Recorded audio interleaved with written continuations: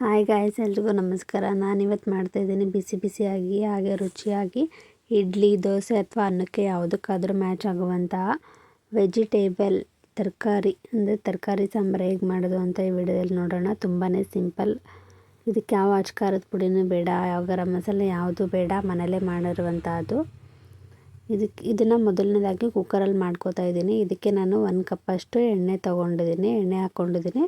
ಎಣ್ಣೆ ಸ್ವಲ್ಪ ಬಿಸಿ ಆದ ತಕ್ಷಣ ಇದಕ್ಕೆ ಒಂದು ಅರ್ಧ ಟೀ ಸ್ಪೂನಷ್ಟು ಜೀರಿಗೆ, ಒಂದು ಅರ್ಧ ಟೀ ಸ್ಪೂನಷ್ಟು ಸಾಸಿವೆ ಹಾಕ್ಕೊಂಡಿದ್ದೀನಿ. 2 ಚಟಪಟ ಅಂತ ಸಿಡಿಬೇಕು.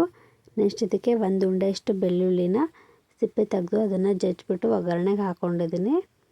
ಇದು ಸ್ವಲ್ಪ ಫ್ಲೇವರ್ ಬರೋವರೆಗೂ ಫ್ರೈ ಮಾಡಿಕೊಂಡು ಇದಕ್ಕೆ ಸ್ವಲ್ಪ ಕರಿಬೇವಿನ ಸೊಪ್ಪು ಮತ್ತು ಒಂದು 2-3 ಒಣಮೆಣ್ಸಿನ್ಕಾಯಿ ಹಾಕ್ಕೊಂಡು ಫ್ರೈ ಮಾಡ್ಕೋಬೇಕು. ಆಮೇಲೆ ಇದಕ್ಕೆ ಒಂದು ಮೀಡಿಯಮ್ ಸೈಜಷ್ಟು ಈರುಳ್ಳಿ ಆದರೆ ಸಾಕು ಒಗ್ಗರಣೆಗೆ. ಅದನ್ನು ಚಿಕ್ಕದಾಗಿ ಕಟ್ ಮಾಡಿಕೊಂಡು ಒಗ್ಗರಣೆಗೆ ಹಾಕ್ಕೋತಾ ಇದ್ದೀನಿ. ಇದನ್ನು ಈರುಳ್ಳಿ ಎಲ್ಲ ಸ್ವಲ್ಪ ಹಸಿ ವಾಸನೆ ಹೋಗೋವರೆಗೂ ಫ್ರೈ ಮಾಡ್ಕೋಬೇಕು.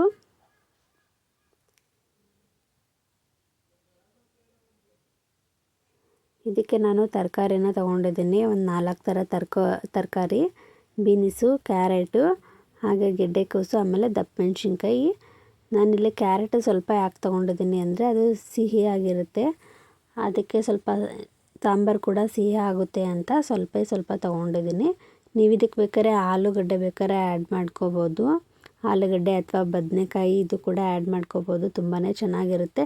ಅಥವಾ ಇಷ್ಟೊಂದು ತರಕಾರಿ ಇಲ್ಲ ಅಂದರೆ ಬರೀ ಬೀನ್ಸು, ಆಲೂಗಡ್ಡೆ ಹಾಕಿದ್ರೂ ಸಾಕು, ಅದು ಕೂಡ ತುಂಬ ಟೇಸ್ಟಿಯಾಗಿರುತ್ತೆ. ಇದಕ್ಕೆ ರುಚಿಗೆ ತಕ್ಕಷ್ಟು ಒಂದು 2 ಸ್ಪೂನಷ್ಟು ಉಪ್ಪು ಹಾಕ್ಕೊಂಡಿದ್ದೀನಿ. ಇದನ್ನು ತರಕಾರಿ ಜೊತೆಗೇ ಹಾಕ್ಕೊಂಡ್ರೆ ಒಳ್ಳೆಯದು, ಯಾಕೆಂದರೆ ತರಕಾರಿ ಕಲರ್ ಶೇಡ್ ಆಗೋಲ್ಲ.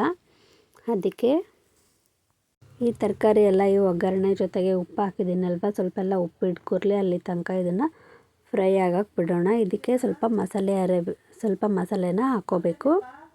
ಮಸಾಲೆಗೆ ಬೇಕಿರುವಂಥ 2 ಪದಾರ್ಥಗಳು ಸಾಕು. ಅದು ಮೊದಲನೇದಾಗಿ ನಾವಿಲ್ಲಿ 1 ಕಪ್ಪಷ್ಟು ತೆಂಗಿನಕಾಯಿನ ತೊಗೊಂಡಿದ್ದೀನಿ. ಇದನ್ನು ಸ್ವಲ್ಪ ನುಣ್ಣಗಾಗೋವರೆಗೂ ರುಬ್ಕೋಬೇಕು, ಅಂದರೆ ನೀರು ಹಾಕದೆ ಹಾಗೆ ರುಬ್ಕೋಬೇಕು. ಯಾಕಂದರೆ ನಾವು ಇದನ್ನು ಟೊಮೊಟೊನೂ ಒಟ್ಟಿಗೆ ಹಾಕಿದ್ರೆ ನುಣ್ಣಗಾಗೋಲ್ಲ. ಹಾಗಾಗಿ ಮೊದಲು ಕಾಯಿನ ಸ್ವಲ್ಪ ತೆರೆಯಾಗಿ ರುಬ್ಕೋಬೇಕು. ನಾನಿಲ್ಲಿ 1 ಕಪ್ಪಷ್ಟು ಮಾತ್ರ ತೊಗೊಂಡಿದ್ದೀನಿ. ಆಮೇಲೆ ಟೊಮೊಟೊ ಒಂದು 6 ಟೊಮೊಟೊ ತೊಗೊಂಡಿದ್ದೀನಿ. ಇದು 2 ಕೂಡ ಇವಾಗ ನುಣ್ಣಗಾಗಬೇಕು. ನಾನಿಲ್ಲಿ ಯಾವುದೇ ನೀರು ಹಾಕ್ತಾಯಿಲ್ಲ, ಯಾಕಂದರೆ ಟೊಮೊಟೊದಲ್ಲೇ ನೀರು ಆಲ್ರೆಡಿ ಇರುತ್ತೆ. ಹಾಗಾಗಿ ಇದನ್ನು ಸ್ವಲ್ಪ ನುಣ್ಣಗಾಗೋವರೆಗೂ ರುಬ್ಕೊಂಡಿದ್ದೀನಿ. ನೋಡಿ, ಇಷ್ಟು ನುಣ್ಣಗಾದರೆ ಸಾಕು ಇದಕ್ಕೆ.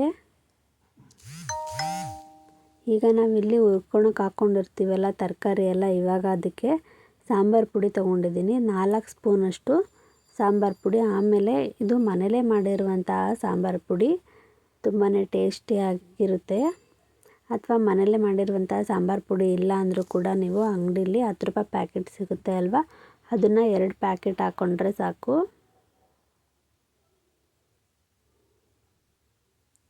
ಈಗ ನಾವು ಹಾಕಿರುವಂಥ ಸಾಂಬಾರು ಪುಡಿ ಎಲ್ಲ ತರಕಾರಿ ಜೊತೆಗೆ ನೀಟಾಗಿ ಚೆನ್ನಾಗಿ ಕಲಿಸ್ಕೋಬೇಕು. ಇದು ಸ್ವಲ್ಪ ಲೈಟಾಗಿ ಫ್ರೈ ಆದಮೇಲೆ ಇದಕ್ಕೆ ನಾನು ಮಸಾಲೆ ಹಾಕ್ತಾಯಿದ್ದೀನಿ. ನಾವು ರುಬ್ಬಿರುವಂಥ ಕಾಯಿ ಮತ್ತು ಟೊಮೊಟೊ, ಇದಕ್ಕೆ ಯಾವುದೇ ರೀತಿ ಈರುಳ್ಳಿ, ಬೆಳ್ಳುಳ್ಳಿ ಅದು ಯಾವುದೇ ಹಾಕಿ ರುಬ್ತಾ ಇಲ್ಲ. ಅದು ಯಾವುದೂ ಹಾಕೋ ಅವಶ್ಯಕತೆಯೂ ಇಲ್ಲ, ಅಷ್ಟು ತುಂಬಾ ರುಚಿಯಾಗಿರುತ್ತೆ.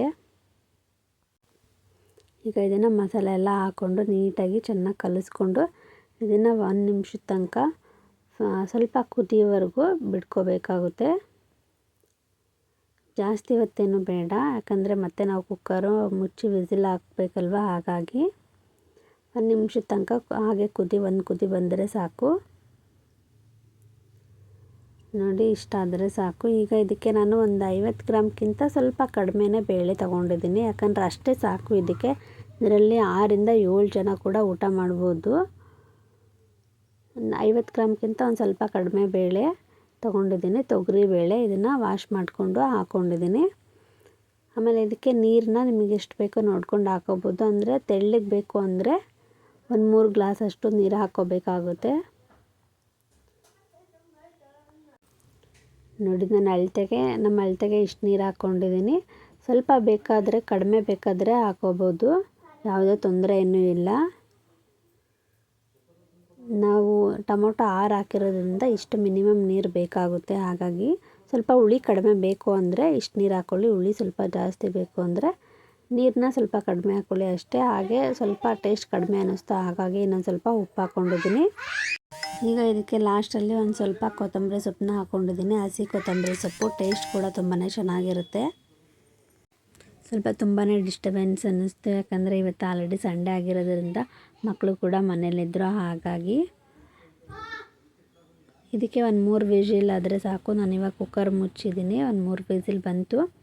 ಈಗ ಇದನ್ನು ತೆಗೆದ್ರೆ ಆಲ್ರೆಡಿ ನೋಡಿ ಬಿಸಿ ಬಿಸಿಯಾದ ರುಚಿಯಾದ ಇಡ್ಲಿ, ಅನ್ನಕ್ಕೆ, ದೋಸೆಗೆ ಯಾವುದಕ್ಕಾದರೂ ಮ್ಯಾಚ್ ಆಗುವಂತಹ ತರಕಾರಿ ಸಾಂಬಾರು ತುಂಬಾ ಟೇಸ್ಟಿಯಾಗಿರುತ್ತೆ. ಹಾಗೆ ನನ್ನ ಚಾನಲಿನ ಯಾರ್ಯಾರು ಸಬ್ಸ್ಕ್ರೈಬ್ ಮಾಡ್ಕೊಂಡಿಲ್ಲ ಅವರೆಲ್ಲ ದಯವಿಟ್ಟು ಸಬ್ಸ್ಕ್ರೈಬ್ ಮಾಡ್ಕೊಳ್ಳಿ ಅಂತ ಹೇಳ್ತಾ, ಸಬ್ಸ್ಕ್ರೈಬ್ ಮಾಡ್ಕೊಂಡು ನೋಡ್ತಾ ಇರೋರು ತುಂಬಾ ಧನ್ಯವಾದಗಳು. ತುಂಬಾ ಚೆನ್ನಾಗಿ ಸಪೋರ್ಟ್ ಮಾಡ್ತಾ ಇದ್ದೀರಾ. ಹೀಗೇ ಸಪೋರ್ಟ್ ಮಾಡಿ. ವಿಡಿಯೋ ಇಷ್ಟ ಆದರೆ ಲೈಕ್ ಮಾಡೋದನ್ನು ಮಾತ್ರ ಮರಿಬೇಡಿ. ಮತ್ತೆ ನೆಕ್ಸ್ಟ್ ವಿಡಿಯೋದಲ್ಲಿ ಮತ್ತೆ ಸಿಗೋಣ. Thank you so much. ಹೀಗೆ ಸಪೋರ್ಟ್ ಮಾಡಿ.